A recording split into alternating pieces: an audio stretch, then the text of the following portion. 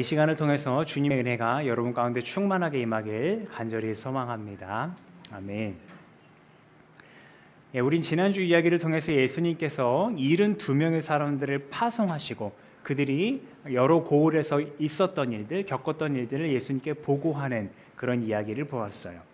그들의 사역은 정말 역동적이었고요. 이 땅에 임한 하나님의 나라의 모습을 미리 알 수 있을 만큼 그렇게 충만한 현장들이었습니다. 그들의 보고를 들으시고 예수님께서 정말 기뻐하셨으면 물론 하나님과 성령님께서도 기뻐하셨다는 것을 알 수 있는데요. 지난주 이야기에 바로 이어지는 21절부터 24절, 그러니까 오늘 말씀 바로 앞에 부분 보면 예수님께서 하나님께 감사의 기도를 드리시는 내용이 나오거든요. 요약하자면 세상에 어리석다고 여겨지는 자들을 통해서 하나님의 뜻을 드러내게 하시니, 알게 하시니 감사하다 하는 거였어요.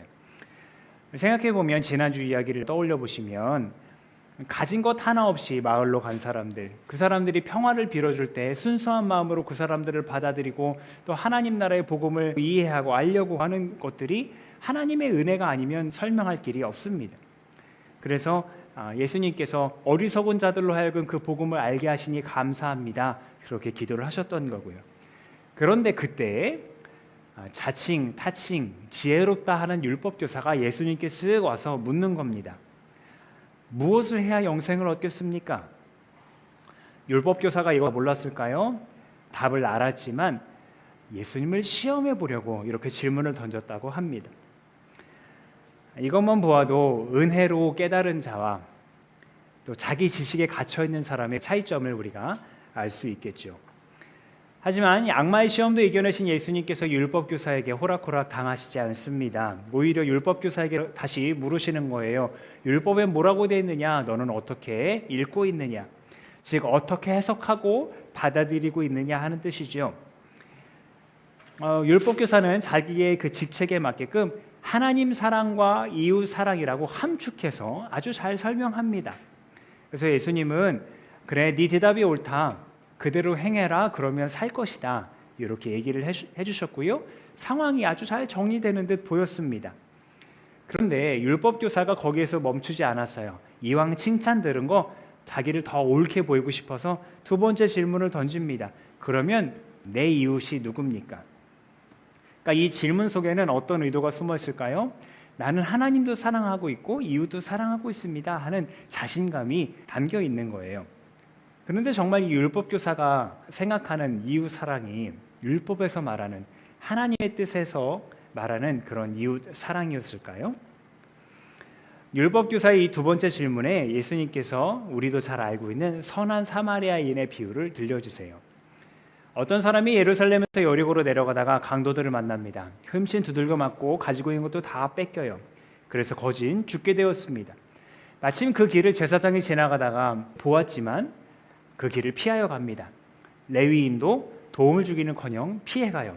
근데 마침 그 길을 지나가던 한 사마리아 사람이 있었는데 그냥 지나치지 않아요. 그 사람을 돕기로 작정합니다. 자신에게 있던 포도주와 올리브 기름을 꺼내서 상처를 씻기고 또 감싸줍니다. 지금이야 좋은 약이 많이 있습니다만 그때만 해도 약이 별로 없었을 거잖아요. 그래서 이 포도주와 올리브 기름이 상처의 감염을 막는 아주 좋은 응급처치 약이었다고 합니다. 자, 그렇게 응급처치를 한 다음에 자기의 나귀에 태워서 근처 여관으로 데리고 가요. 밤새 돌봐주고요. 이제 본인의 일정이 있었을 테니까 자리를 떠나야 되는데 여관 주인에게 2데나리온을 맡기면서 이 사람을 좀 돌봐주십시오. 혹시 모자르면 내가 돌아오면서 갚겠습니다 라고까지 얘기하는 거예요. 2데나리온, 이틀을 꼬박 일해야 벌 수 있는 그런 큰 돈이었어요. 그리고 여관 숙박비로 따지자면 치료비까지 감안하더라도 일주일은 넉넉히 쓸 수 있는 그런 큰 비용이었습니다. 전혀 알지 못하는 사이인데 왜 이렇게까지 했을까요? 이야기를 다 들려주신 후에 예수님께서 가만히 듣고 있던 율법교사에게 물으시는 거예요. 이 세 사람 중에, 세 사람이 누굽니까? 제사장, 레위인, 그리고 사마리아 사람, 이 세 사람 중에 누가 강도 만난 사람의 이웃이냐 물으시는 거예요. 여러분은 뭐라고 답하시겠습니까? 사마리아 사람이라고 대답할 게 뻔하잖아요. 그런데 율법교사는 뭐라고 대답했습니까? 자비를 베푼 사람입니다. 이렇게 대답했어요. 이 대답 속에서 알 수 있는 게 있어요.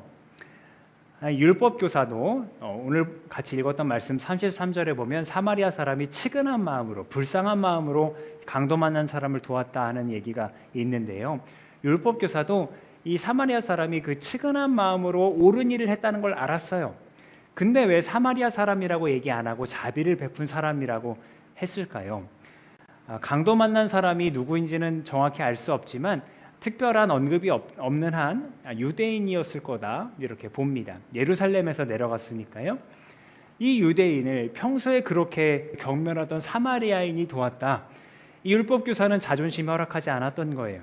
그러니까 옳은 일을 했다는 건 알지만 사마리아 사람이라고 콕 집어 얘기하지 않고 자비를 베푼 사람입니다. 애둘러 말했던 겁니다. 이에 예수님께서 쐐기를 박듯이 얘기하시는 거죠. 우리 이건 같이 읽어볼게요. 시작. 너도 가서 이와 같이 하라. 아멘. 자, 이 사마리아 사람의 비유에서 우리가 알 수 있는 가장 기본적인 교훈은 이웃을 사랑하라는 거예요. 조금 더 정확히 말하면 강도 만난 사람처럼 공경에 빠진 사람에게 자비를 베풀 수 있는 선한 이웃이 되어주라는 거예요. 하지만 그렇게 아는 것에서만 멈춘다면 율법교사와 다를 바가 없습니다. 이 이야기에서 진짜 핵심은 여러분께서 방금 읽으신 것처럼 가서 행하는 것입니다. 율법교사가 하나님 사랑과 이웃 사랑이 영생을 얻는 율법의 가르침이라고 그렇게 예수님께 대답했을 때 예수님께서 그대로 행하면 네가 살 거야 이렇게 말씀하셨거든요. 이 사랑의 계명은 이미 잘 드러나 있습니다. 하나님을 사랑하고 이웃을 사랑하는 것, 이 사랑이라는 것이 기독교의 진리라는 것을 이미 교회 안 다니는 사람들도 다 알 정도니까요. 그러나 그리스도인과 그리스도인이 아닌 사람을 구분짓는 건 그렇게 아는 것을 그대로 행하느냐 여부에 달려 있습니다. 믿지 않는 사람들은요, 강도 만난 사람처럼 어려움에 빠진 사람을 보면 그런 사람들을 돕는 것을 비효율적이라고 생각할 수 있어요. 나에게 이득될 게 없잖아요. 그러니까 그런 사람을 도우면 어리석은 사람이라고 여기면서 행동으로 옮기지 않습니다. 그렇지만 그리스도인은 자비를 베푸는 사람입니다. 말씀을 늘 가까이에 두고 말씀대로 살려고 하는 사람들이 바로 그리스도인들이기 때문에 그렇습니다. 오늘 구약 말씀 신명기에서도 비슷한 말씀이 나오는데요. 모세가 이스라엘 백성들에게 하나님의 복을 이야기하는데 그 복이 아주 놀랍습니다. 우리 이 말씀을 같이 읽어볼게요. 시작. 주 당신들의 하나님은 당신들이 하는 모든 일에 복을 주시고 당신들의 몸의 소생과 가축의 새끼와 땅의 소출을 풍성하게 하실 것입니다. 주님께서 기쁜 마음으로 당신들의 조상이 잘 되게 하신 것처럼 기쁜 마음으로 당신들도 잘 되게 하실 것입니다. 아멘. 그런데 이 9절 말씀이 그러면이라는 접속사를 시작해요. 이 앞에 뭔가 조건이 제시되었다는 거잖아요. 그래서 앞에 무슨 조건이 제시되었나 1절부터 8절을 쭉 읽어봤더니 주님의 말씀에 순종하는 것을 이야기해요. 그러니까 주의 말씀에 순종하면 이런 복을 다 줄 거야 말씀하시는 거예요. 그래서 10절에서도 다시 한번 반복해서 말씀하시는데요. 제가 빠르게 읽어볼게요. 당신들이 주 하나님의 말씀을 잘 듣고 이 율법책에 기록된 명령과 규례를 지키고 마음을 다하고 정성을 다하여 주 당신들의 하나님께로 돌아오면 그런 복을 받게 될 것입니다. 자, 이렇게 놀라운 복을 약속하시니까 이렇게 생각할 수도 있죠. 혹시 그 복을 받는 조건, 즉 그 명령과 규례를 지키는 게 너무 까다롭거나 어려운 일은 아닐까 하고요. 세상에 공짜가 어디 있습니까? 대가 없이 그냥 주는 게 어디 있습니까? 이런 놀라운 복을 주는데 얼마나 그 규례들이 명령들이 까다로울까 걱정되진 않으십니까? 그런데 모세는 우리에게 갖고 있는 이런 염려, 우리의 고정관념을 흔드는데요. 이 말씀을 같이 읽어볼게요. 시작. 내가 당신들에게 내리는 이 명령은 당신들이 실천하기 어려운 것도 아니고 당신들의 능력이 미치지 못하는 것도 아닙니다. 그 명령은 당신들에게 아주 가까운 곳에 있습니다. 당신들의 입에 있고 당신들의 마음에 있으니 당신들이 그것을 실천할 수 있습니다. 아멘. 따르기 어려운 것도 아니고 대단한 능력도 필요한 것이 아니고 그 명령이 바로 우리의 곁에 있기 때문에 당장 실천할 수 있다고 권면하고 있습니다. 자, 이쯤에서 그러면 이 말씀을 실제로 실천한 예를 살펴보는 게 좀 도움이 되겠죠. 바로 선한 사마리아인의 비유를 들려주신 예수님이 가장 적절한 예가 아닐까 합니다. 오늘 그 선한 사마리아인의 비유에 등장한 요소를 통해 살펴볼 건데요. 사마리아 사람이 강도 만난 사람을 자기 짐승에 태워서 데려간 곳이 어디였나요? 여관으로 데려갔어요. 근데 자료를 찾다 보니까요, 당시 여관은 인식이 썩 좋지 못한 장소였다고 해요. 매춘이 빈번하게 일어났던 곳이었고요. 그 밖에도 여러 가지 범죄에 연루되는 그런 장소였다고 합니다. 달리 말하면 죄인들이 모여 있는 곳, 그런 딱지가 붙은 곳이 여관이었어요. 그런데 이 여관이란 장소에서 예수님의 마음을 알 수 있다고 하면 너무 지나친 비약일까요? 누가복음은 사실 잃어버린 영혼을 찾기 위해 애쓰시는 예수님의 마음이 장마다 담겨 있어요. 특히 15장에 가면 15장 전체가 잃은 양의 비유, 또 잃은 드라크마의 비유, 잃었다가 되찾은 아들의 비유 이렇게 담길 정도로 장 전체가 예수님이 잃은 자를 찾기 위해 애쓰시는 그 사랑의 마음을 담고 있거든요. 예수님은 평소에도 사람들에게 죄인들과 세리들과 어울린다고 손가락질을 받으셨어요. 근데 그런 비난하는 자들을 향해 예수님이 뭐라고 하셨냐면, 의인들이 무슨 의사가 필요하냐, 병든 자들이 의사가 필요하니까 나는 그 사람들에게 있는 거다, 이렇게 말씀하셨어요. 그러면서 죄인들을 구원하기 위해 힘쓰셨거든요. 그러니까 오늘 이야기에서 이 강도 만나서 죽게 된 사람을 여관으로 데려갔다 하는 것은 이 여관이라는 장소를 통해서 잃은 자들, 또 죄인들을 그렇게 찾아 헤매시고 돌보시고 회복시키시는 예수님의 마음이 투영되었다, 그렇게 생각해 볼 수 있는 거죠.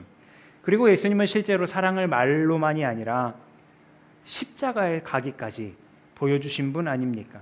그 십자가를 향해서 세상에서는 미련하다고 손가락질했지만 세상의 어떤 지혜로도 해결할 수 없는 구원을 바로 그 십자가에서 해결하셨어요. 우리 함께 이 말씀 읽겠습니다. 시작. 십자가의 말씀이 멸망할 자들에게는 어리석은 것이지만 구원을 받는 사람인 우리에게는 하나님의 능력입니다. 아멘. 또 다른 예는 서신서 본문에 등장하는 에바브라라는 인물을 통해서입니다. 오늘 우리가 읽은 골로새서는 바울과 디모데가 글을 쓰고 있지만 사실 바울은 이 골로새 교회를 개척한 사람이 아닙니다. 심지어 이 골로새 교회를 가본 적도 없습니다. 본문에서 알 수 있듯이 이 교회를 세운 사람은 에바브라예요. 에베소에서 복음을 전하는 바울에게 복음을 듣고 회심한 이 에바브라가 자기의 고향인 골로새에 와서 사람들에게 복음을 전하고 교회를 세웠던 것이 바로 이 골로새 교회가 되었어요. 그곳에서 골로새 교회의 성도들을 흔드는 거짓 가르침 때문에 바울에게 찾아가 우리 성도들에게 권면을 좀 해주십시오라고 편지글을 받아왔던 것이 바로 이 골로새서입니다. 그래서 바울은 골로새 교인들을 향해서 뭐라고 권면하냐면, 같이 읽어볼게요. 시작. 이 믿음과 사랑은 여러분을 위하여 하늘에 쌓아두신 소망에 근거합니다. 이 소망은 여러분이 진리의 말씀 곧 복음을 받아들일 때에 이미 들은 것입니다. 하늘에 쌓아둔 소망에 근거하기 때문에 거짓 선지자들이 말하는 이단 사설에 흔들리지 말아라, 그렇게 권면하고 있는 거예요. 그러면서 바울과 디모데는 그 지역에 복음을 전하고 교회를 세운 에바브라를 칭찬하는데요, 여러분을 위해서 일하는 그리스도의 신실한 일꾼이고 성령 안에서 여러분의 사랑을 우리에게 알려준 사람입니다, 이렇게 얘기를 해요. 이 적은 정보만으로도 에바브라가 얼마나 골로새 교회를 사랑하고 성도들을 아끼는지 우리는 알 수 있어요. 그러니까 이 에바브라를 통해서 우리는 이웃 사랑의 의미를 조금 더 확장할 수 있는데요, 에바브라는 사랑했기 때문에 복음을 전했고요, 사랑했기 때문에 이 복음의 공동체인 교회를 세웠고요, 사랑했기 때문에 그 공동체가 흔들릴 때 그들을 포기하고 내버려두지 않고 그들을 붙들 방법을 찾기 위해서 바울에게까지 가서 로마로 가서 그 편지를 받아들고 다시 교인들에게 와서 그들을 끝까지 붙잡았던 거예요. 자, 이처럼 이웃을 사랑하는 방법은 강도 만난 자와 같이 고난 중에 빠진 사람을 물리적으로 돕는 방법도 있겠습니다만 복음을 전하여 영원한 생명으로 인도하는 방법도 있다는 것을 여러분 아셨으면 좋겠습니다. 우리 예수님께서 하셨던 것처럼 말입니다. 성경에서 가장 중요한 계명이 이웃을 사랑하는 것이라는 것에 대해서는 누구도 이의를 제기하지 않을 거예요. 예수님을 시험하려던 율법교사조차도 그렇게 인정하였던 거니까요. 다만 이웃 사랑을 그저 머리로 아는 것에만 그친다면 율법교사와 다를 바가 없습니다. 이웃을 사랑하라는 말씀은 멀리 있거나 너무 어려워서 실천하기 힘든 것이 아닙니다. 바로 우리 곁에, 우리 입에 있고 우리의 마음에 있습니다. 우리가 충분히 실천할 수 있습니다. 그렇기에 주님은 우리에게 가서 행하라 말씀하시는 겁니다. 사랑하는 성도 여러분, 여러분은 이 말씀 가까이에 계십니까? 그렇다면 이웃을 사랑하라는 이 말씀을 여러분의 삶에서 어떻게 행하시겠습니까? 어떻게 강도 만난 자의 이웃이 되어주시겠습니까? 그리고 어떻게 흑암 속에 있는 자들에게 복음의 빛, 생명의 빛을 비춰주시겠습니까? 기도하겠습니다.